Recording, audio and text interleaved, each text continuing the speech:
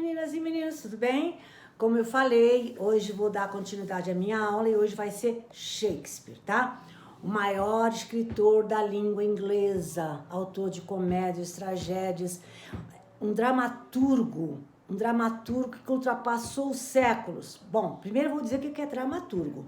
Não é só dramas que ele escrevia comédias, inclusive no início da vida dele literária, ele escrevia mais comédias, no final que eram mais tragédias, tá? Bom, por que dramaturgo? Porque ele é considerado um dramaturgo. Porque dramaturgo vem de drama em grego, que quer dizer ação. Então, uma dramaturgia é uma peça de teatro. Uma teledramaturgia é uma peça de TV, tá?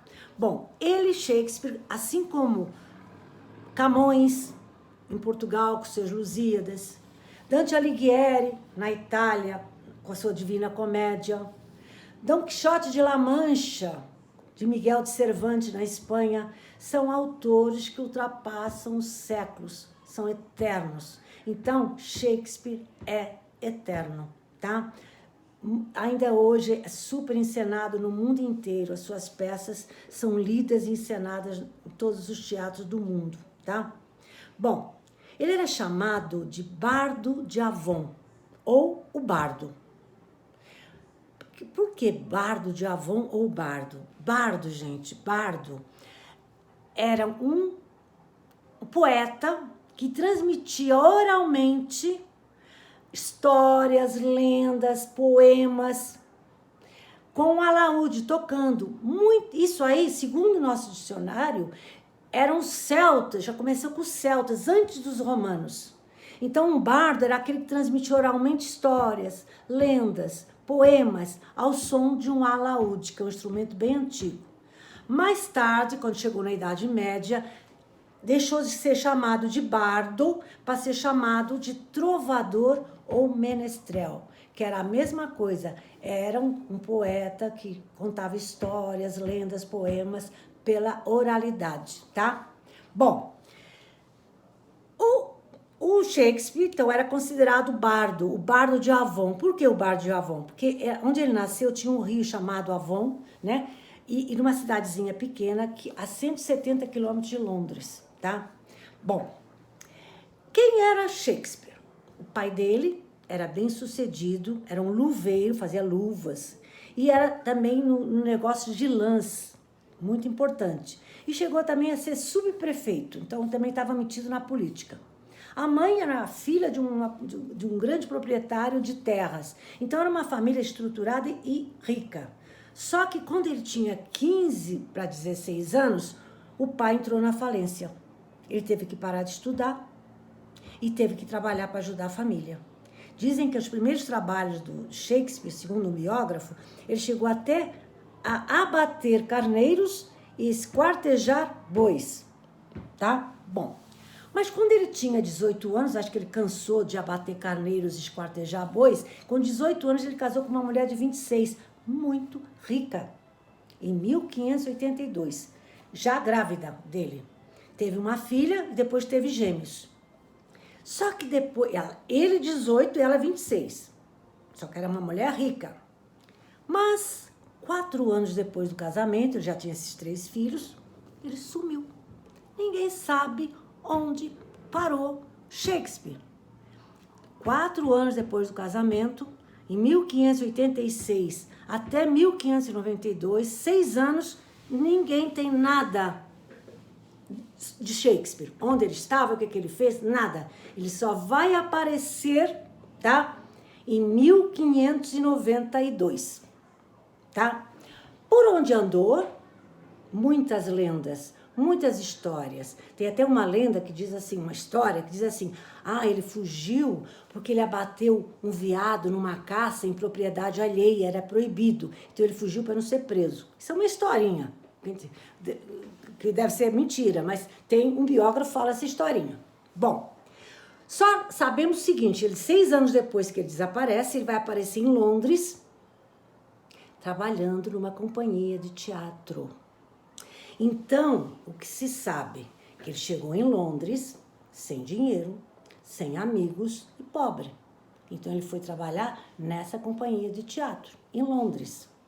e teve várias funções nessa companhia de teatro.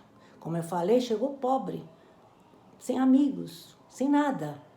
Primeiro ele foi ser cavalariço. Sabe o que é cavalariço?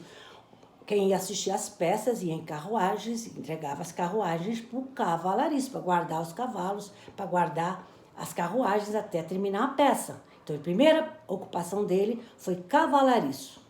Depois, passou para auxiliar de bastidores. Depois, ponto dos artistas, tá na hora de entrar, sair. E depois chegou a substituir atores. Então, ele começou a conhecer durante esses anos como funcionava um teatro. E já começou a colocar na cabeça que ele podia fazer umas peças de teatro. Isso segundo alguns biógrafos.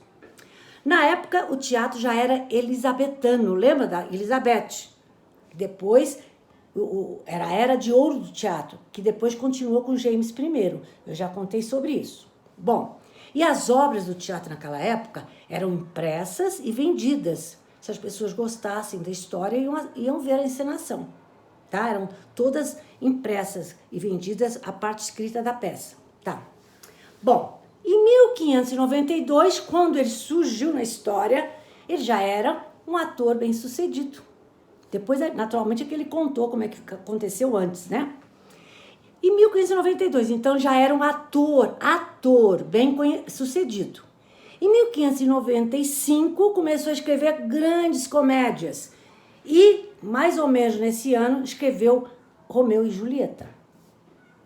Em 1599, ele já era sócio de um teatro, o famoso Teatro Globe, que cabiam 1.500 pessoas.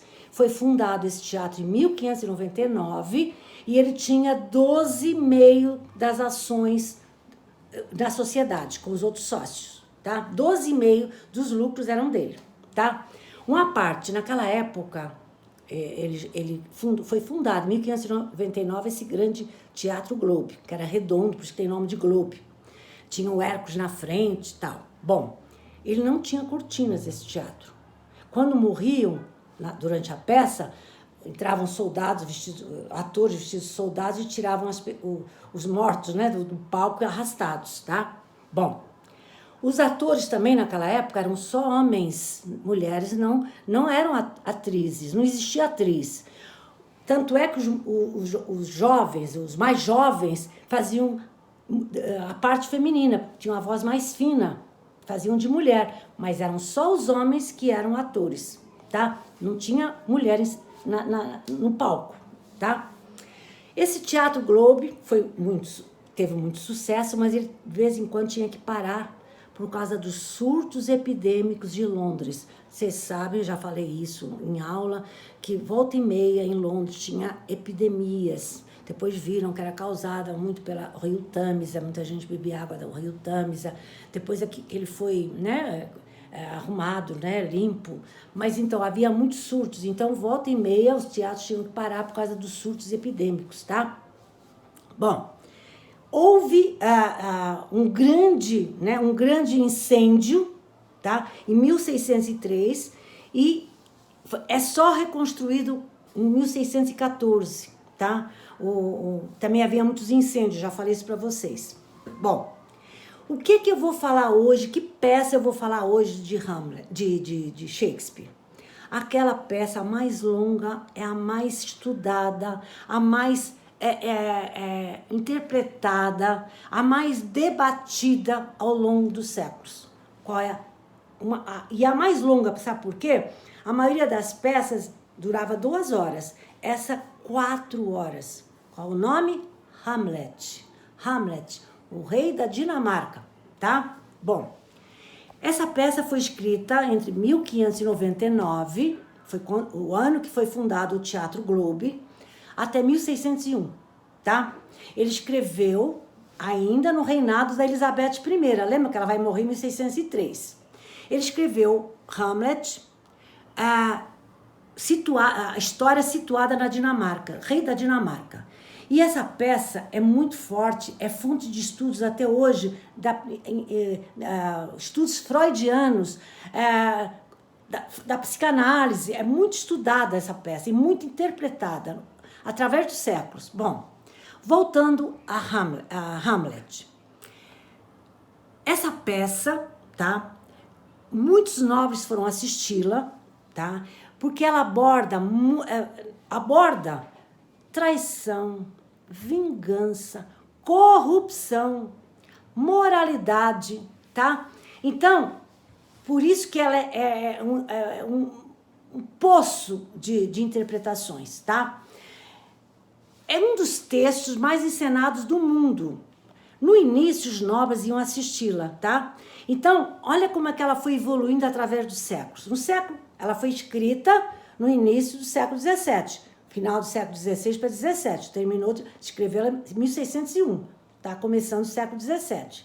No século XVII, como eu falei, muitos nobres iam assisti-la e havia muitas críticas. Diziam que o estilo não era bom, que era muito primitiva, século XVII. No século XVIII surgiram duas correntes. Uma maravilhosa, leitura psicológica, mística. Outra diziam que era confusa. Então, duas correntes. Agora, ela estourou. Aliás, não é só essa peça de Shakespeare que estourou. Shakespeare estourou todo ele. A valorização de Shakespeare, assim, veio no século XIX. Colocou no lugar que ele merecia mais no século XIX, apesar que na época dele era muito bem encenada e muito aplaudida, mas no século XIX ele realmente ultrapassou todas as expectativas de valorização.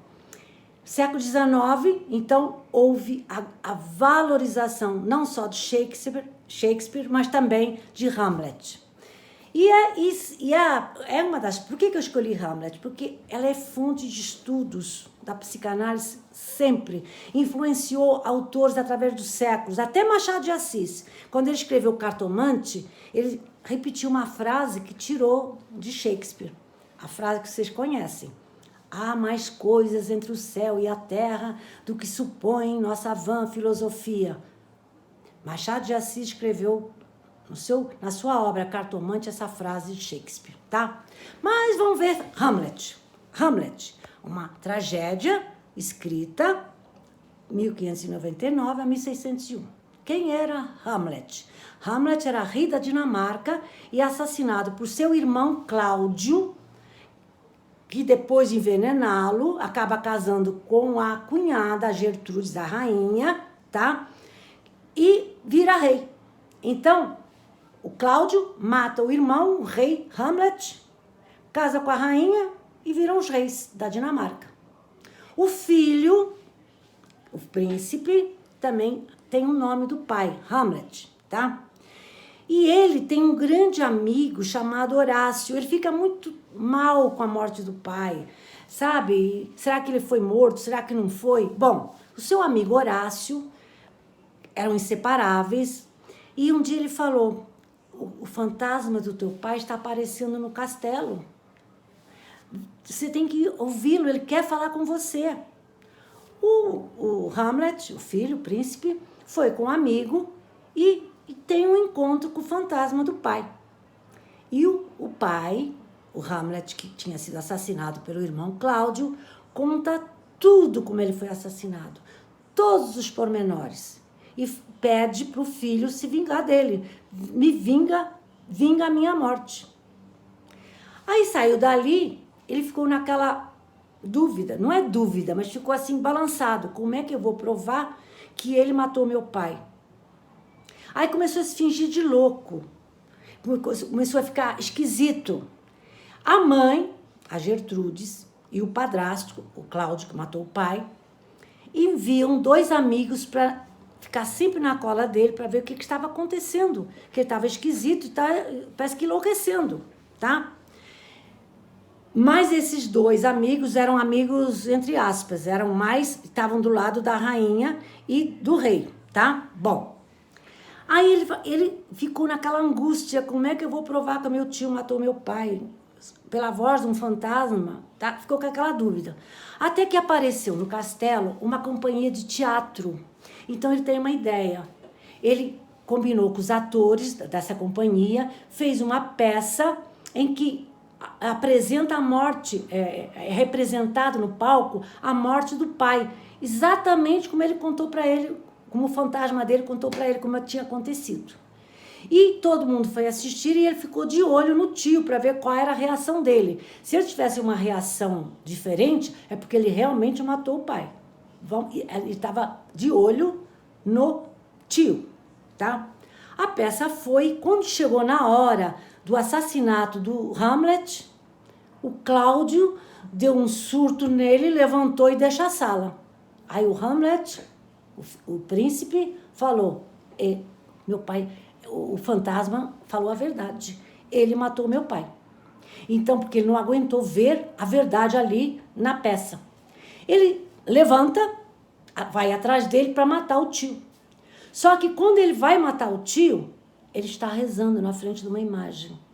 Então ele desiste de matar o tio, porque ele acha, se eu matá-lo, ele vai para o céu, porque ele está rezando. Tá? Então, mas mesmo assim ele continua com desejo de vingança. Tanto que ele namorava uma tal de Ofélia, que era filha de um dos ministros do rei, e ela era apaixonada por ele, e ele por ela, mas ele estava tão obcecado com a vingança, para vingar o pai, que resolveu desmanchar o noivado. Ele não tinha cabeça para noivar nem namorar. E ela enlouquece e se mata. Então já mais uma morte na história. Aí tem uma cena que vocês todos já ouviram falar, da caveira, né? Que ele vai com o amigo Horácio, sempre junto com o Horácio, né? Ele tá lá vendo lá um coveiro, né? Enterrando lá uns mortos, e ele vê uma caveira. E é aí que vem aquela história, ser ou não ser, eis a questão. No final da aula eu vou falar ainda sobre ser ou não ser, eis a questão. Quando ele vê aquela caveira. E aí pergunta pro coveiro, quem é esta caveira? De quem é esta caveira? Ele fala, essa caveira era do bobo da corte, do Orique. E aí ele fica pensando, quando ele era criança, como ele ria com aquele bobo da corte, e aquilo ali mexe com ele, lhe dá mais ainda tristeza, como o tempo é breve, aí então há aquela introspecção e aquela... Por isso que ele fala ser ou não ser, eis a questão, to be or not to be, né? Aquele monólogo famosíssimo que eu vou falar no final da aula, tá? Bom, e o que vai acontecer daqui para frente? Como é que ele vai matar o tio? Ele tem um irmão que, quando soube que o pai morreu, volta para a Dinamarca. Esse irmão chama Laertes, tá? Ele quando soube que o pai foi assassinado, ele soube que o pai não tinha nada e foi assassinado, ele voltou para a Dinamarca, o Laertes, irmão do Hamlet, para se vingar do matador do pai. Só que quando ele chegou no palácio, o Cláudio chamou, antes dele falar com o irmão, e botou na cabeça do Laertes que quem matou o pai foi o Hamlet, o irmão, tá? E aí ele ficou enlouquecido e o próprio Cláudio fala, vocês eu proponho uma luta de esgrima entre vocês dois, tá? E vamos ver, né? Nessa luta de esgrima, você mata teu irmão. E aí é uma luta que não é um assassinato, tá? E aí o que ele faz, o Cláudio? Coloca veneno na ponta da espada do Laerte, do irmão. E com medo que ele não mate o Hamlet, ele coloca uma taça de vinho envenenado, que se por acaso o Hamlet não morresse nessa luta com o irmão, e o irmão se morresse, ele tomaria o vinho com veneno, quer dizer, ou morreria da lança ou morreria do vinho, tá? E os dois começam a lutar, uma luta tremenda, porque o Laertes pensa que o irmão matou o pai, tá? A mãe, a Gertrudes, quando viu os dois filhos naquela luta terrível, ela vê os dois filhos ali quase se matando, pega no vinho e bebe. E fica no chão para morrer envenenada. Na hora da luta, em vez, a espada de Laertes é trocada, então o Laertes é ferido pela espada envenenada. Depois a outra troca, bom, conclusão, Laertes é espetado com a lança envenenada e o Hamlet também, porque na luta os dois trocam, dependendo do ato da luta. E aí o amigo, né, do Hamlet fala pro Laertes, porque ele viu o Laertes tão com raiva do irmão e fala que aquilo ali, ele não matou o pai, que ali foi uma coisa do Cláudio, tá? Só que é que faz o Laertes, quando viu que o rei botou na cabeça dele para matar o irmão através dessa luta, ele fica com tanta raiva do Cláudio que mata o Cláudio. Então a peça termina como? Laertes moribundo, o Hamlet moribundo, a mãe morta, o Cláudio morto. E aí esse amigo Horácio, quando vê o amigo, o Hamlet, morrendo, falou, eu vou me matar também. A vida não tem mais sentido ficar vivo. E aí o Hamlet fala, não, você não vai morrer, você vai herdar o trono. Quem que vai herdar o trono da Dinamarca? É você. Então, todos morrem na cena final, tá? Porque Laerte fere Hamlet, Hamlet fere Laerte, a mãe toma o vinho e todos agonizam, tá? E no final os dois irmãos se reconciliam, tá? E Hamlet morre dizendo, o resto é silêncio, tá? Bom, Horácio então fica, não se mata porque ele quer, a pedido do Hamlet para herdar o trono. Nesta obra de Shakespeare também, ele escreveu Ser ou não ser, eis a questão, quando... Aí há controvérsias, mas a mais aceita, ele fala ser ou não ser, eis a questão, quando Hamlet olha a caveira do bobo da corte, reflete sobre os dilemas da vida. Tem outros biógrafos que não, que ele falou isso em outra cena. Bom, uma frase também muito famosa desse livro, né? Quando o pai, o fantasma, né, aparece para o filho, ele fala que ele foi assassinado e diz uma frase que também ficou emblemática. Há algo de podre no reino da Dinamarca. Há algo de podre no reino da Dinamarca. Essa frase também é famosa. Agora, a mais famosa mesmo é ser ou não ser, que até hoje é discutida, tá? Reflexão, o que seria ser ou não ser? Eis a questão. To be or not to be. Reflexão sobre a vida e a morte, sobre agir ou não, se posicionar ou não, ser ou não ser, existir ou não existir, viver ou morrer. Perguntas sobre a própria existência, que aí leva a várias especulações e várias versões e vários sentimentos, tá? Então vocês viram que é uma tragédia. Não sei se deu para entender, tá? Beijo e até a próxima.